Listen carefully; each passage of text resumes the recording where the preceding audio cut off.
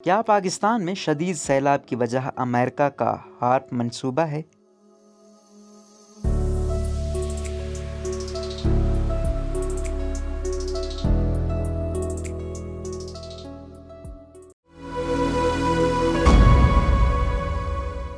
صحافی عبداللہ جان کے مطابق پاکستان میں حالیہ تباہ کن بارشوں اور سیلاب کو کچھ ہلکی ایک سازش کا نتیجہ سمجھتے ہوئے اس تباہی کو قدرتی آفت کے بجائے بالائی فضا کے مطالعے سے متعلق امریکی پروجیکٹ ہارپ کی کارستانی قرار دے رہے ہیں۔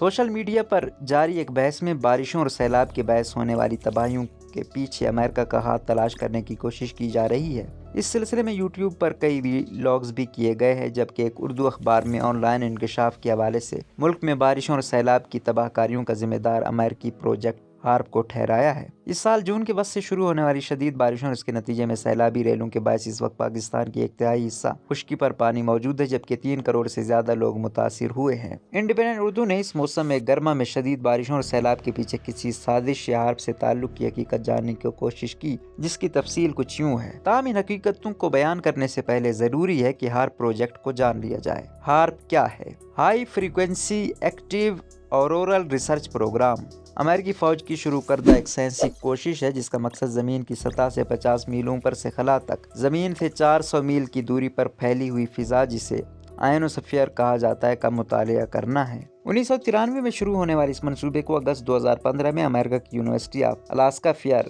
ہینکس کو منتقل کر دیا گیا تھا، اور ہارپ کی رصدگاہ یعنی آبزرویٹری امریکی ریاست الاسکا کے ایک چھوٹے سے شہر گاکونا کے قریب واقع ہے۔ یونیورسٹی آف الاسکا کی ویب سائٹ کے مطابق ہارپ آئنوسفیئر کے مطالعے کے لیے دنیا کا سب سے قابل high power high frequency transmitter ہے۔ ہارپ پروگرام عالمی سطح کی آئنوسفیرک ریسرچ تیار کرنے کے لیے پرعزم ہے، جس میں شامل ہے آئنوسفیرک آلات جن میں ہائی فریکوینسی رینج میں کام کرنے والے ٹرانسمیٹر کی سہولت موجود ہے، جسے سائنسی تحقیق کی مقصد سے آئنوسفیئر کے ایک محدود حصے کو عارضی طور پر اکسانے یعنی ایکسائٹ کرنے کے لیے استعمال کیا جا سکتا ہے۔ جدید ترین سائنسی یا تشخیصی آلات جنہیں آئنوسفیئر کے اکسائے گئے حصے میں ہونے والی تبدیلیوں یا عوامل کا مشاہدے کے لیے استعمال کیا جا سکتا ہے۔ کم آبادی والی ریاست الاسکا کے دور دراز بیابانوں میں قائم ہارپ کی آبزرویٹری میں 360 ریڈیو ٹرانسمیٹر، 180 انٹیناز اور 5 طاقتور جنریٹر نصب ہیں، جو چلائے جانے پر ہر سمت میں جیومیٹرک پیٹرن بناتے ہیں۔ ہارپ آبزرویٹری میں نصب ہر انٹینا 1 فٹ موٹا اور 72 فٹ اونچا ہے۔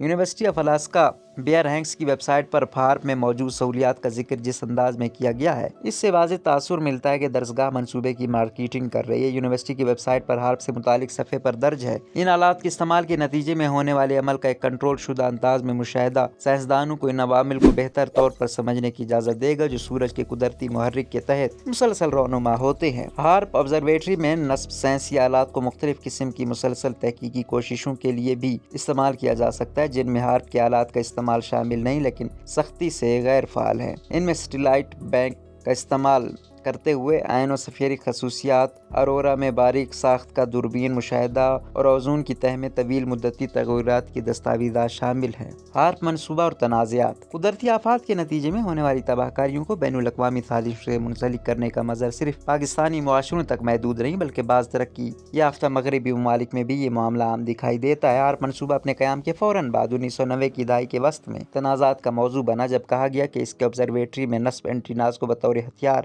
استعمال کیا جا سکتا ہے۔ پاکستان میں 2010 کے سیلاب کے بعد بین الاقوامی شہرت رکھنے والے پاکستانی سائنسدان ڈاکٹر عطاء الرحمن ایک مضمون میں اس سال وقوع پذیر ہونے والے سیلاب کی ممکنہ وجہ ہارپ کے استعمال کو قرار دیا۔ ڈاکٹر عطاء الرحمن کی اس مضمون کو پاکستان میں بہت پذیرائی ملی، تاہم سائنسدانوں اور ماحولیاتی ماہرین نے اسے تنقید کا نشانہ بنایا۔ ڈاکٹر عطاء الرحمن نے بعد ازاں اس مضمون کو یہ کہتے ہوئے وضاحت کی کہ وہ دوسرے سائنسدانوں کے خیالات اور مشاہدات کا ذکر کر رہے تھے اور خود ان سے متفق نہیں۔ اگست 2002 میں روس کی ہارپ کی مخالفت منظر عام پر آئی، جس میں کہا گیا کہ امریکہ اس منصوبے کو استعمال کر کے نئے اور زیادہ مہلک ہتھیار بنا رہا ہے۔ وینزویلا کے صدر یوگو شاویز نے بھی ہارپ پر تنقید کی تھی، جبکہ امریکی ریاست منیسوٹا کے سابق گورنر جیسی وینٹورا نے سوال اٹھایا تھا کہ کیا امریکی حکومت ہارپ کے ذریعے موسم یا لوگوں کے ذہنوں کو کنٹرول کرنا چاہ رہی ہے۔ ایران، عراق اور ہیٹی میں آنے والے تباہ کن زلزلوں کو بعض حلقوں نے ہارپ منصوبے سے جوڑنے کی کوشش کی ہے۔ گزشتہ سال جولائی میں جرمنی میں آنے والے سیلاب سے متعلق بھی اسی قسم کی سازشوں کا ذکر سامنے آیا تھا۔ 2017 میں برازیل میں بجلی کے کھمبوں کو گرائے جانے کی ایک ویڈیو کو سوشل میڈیا پر یہ کہہ کر پوسٹ کیا گیا کہ مظاہرین ہارپ کے انٹینا تباہ کر رہے ہیں۔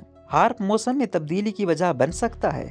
اکثر ماہرین ہارپ اور موسمیاتی تبدیلیوں کے درمیان کسی تعلق کی موجودگی کو رد کرتے ہیں۔ اقوام متحدہ کے ترقیاتی پروگرام UNDP سے منسلک رہنے والے ماہر ماحولیات ڈاکٹر قمر زمان چودھری کے مطابق ہارپ اور موسم کا تعلق بیان کرنے والی کہانیاں بہت پرانی اور محض جھوٹ اور کم علمی پر مبنی ہیں۔ انڈیپینڈنٹ اردو سے گفتگو کرتے ہوئے انہوں نے کہا کہ ہارپ منصوبے کی اس کے قیام سے اب تک کوئی بڑی کامیابی سامنے نہیں آئی۔ انہوں نے مزید کہا کہ اگر امریکہ دوسرے ملکوں میں بارشیں اور دوسری قدرتی آفات لانے کے لیے ہارپ کو استعمال کر سکتا تو سب سے پہلے وہ ان کے ہاں تباہی مچانے والے سائیکلونز کو کنٹرول کرنے کی کوشش ضرور کرتے۔ انہوں نے کہا کہ قدرتی عوامل کو بدلنے یا کنٹرول کرنے کے لیے اتنی زیادہ توانائی کی ضرورت ہوتی ہے جو انسان ابھی بنانے یا پیدا کرنے سے قاصر ہے۔ ڈاکٹر قمر زمان چودھری نے بتایا کہ جو مصنوعی بارشیں کی جاتی ہیں وہ بھی محدود علاقوں پر بالکل تھوڑے وقت کے لیے ممکن ہوتی ہیں۔ پاکستان کے محکمہ موسمیات کے ساتھ 3 دہائیوں تک منسلک رہنے والے ماہر موسمیات محمد حنیف کہتے ہیں کہ ایسا ممکن نہیں کہ پاکستان میں ہونے والی موسمیاتی تبدیلیوں کو کنٹرول کرنے کے لیے ہارپ منصوبے کو استعمال کیا جا سکے۔ انہوں نے دعویٰ کیا کہ ہارپ منصوبہ گزشتہ کئی برسوں سے بند پڑا ہے اور اب ایک امریکی یونیورسٹی کے کنٹرول میں ہے۔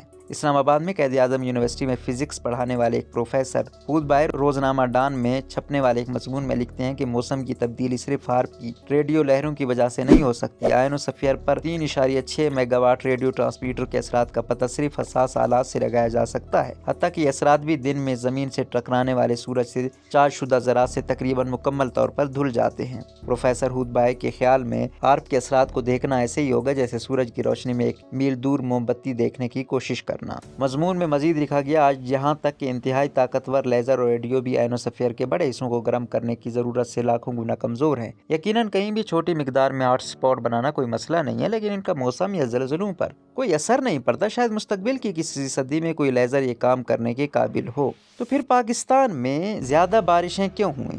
عالمی ماحولیاتی ادارے گزشتہ کئی سالوں سے پاکستان میں ماحولیاتی تبدیلیوں کے باعث ممکنہ تباہیوں کی طرف اشارہ کرتے آ رہے ہیں۔ پاکستان کا شمار بہت عرصہ قبل دنیا کے ان 5 ملکوں میں کر دیا گیا تھا جو ماحولیاتی تبدیلی کے باعث سب سے زیادہ موسمیاتی خطرات سے دوچار ہیں۔ صرف پاکستان نہیں بلکہ جنوبی ایشیا کا پورا خطہ نشانے پر ہے۔ دنیا بھر کے موسمیاتی تبدیلیوں سے شدید متاثر 10 ممالک کی فہرست میں سے 7 ممالک بشمول پاکستان، بنگلہ دیش، میانمار یعنی Burma, Nepal, Philippines, Thailand اور ویتنام کا تعلق جنوبی ایشیا سے ہے۔ موسمیاتی ماہرین کے مطابق غربت، بے روزگاری، بڑھتی آبادی اور موسموں کے تابع زراعت پر انحصار کے باعث دنیا کے دیگر خطوں کے مقابلے میں جنوبی مشرقی ایشیا اور خاص طور پر جنوبی ایشیا کو زیادہ خطرہ لاحق ہے۔ ماہر موسمیات محمد حنیف کا اس سلسلے میں کہنا تھا کہ اس سال شدید موسم کی وجوہات اندرونی تھیں، جس کا ثبوت رواں موسم گرما کے شروع میں ہی کئی دن تک درجہ حرارت کا بہت زیادہ رہنا تھا۔ اس سال گرمیوں کے شروع میں ہی ریکارڈ بریکنگ درجہ حرارت ریکارڈ کیے گئے اور ایسا کئی دنوں تک ہوتا رہا۔ UNDP کے ڈاکٹر قمر زمان کہتے ہیں کہ ماحولیاتی تبدیلیوں کے باعث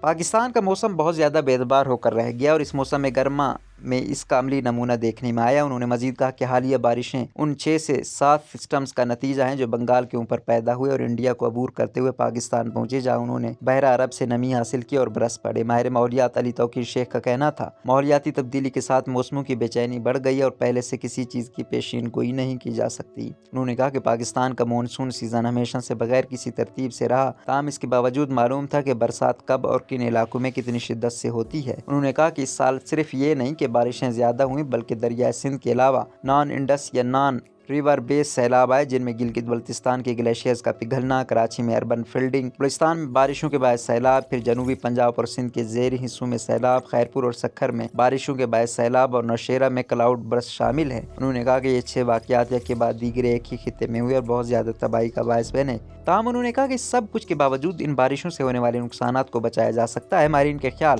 سازشی نظریات پھیلانے یا ان پر یقین رکھنے کے بجائے پاکستانی قوم کو اپنی حکومتوں پر سیلاب اور شدید بارشوں کے نقصانات کم کرنے کے لیے اقدامات اٹھانے کا مطالبہ کرنا چاہیے۔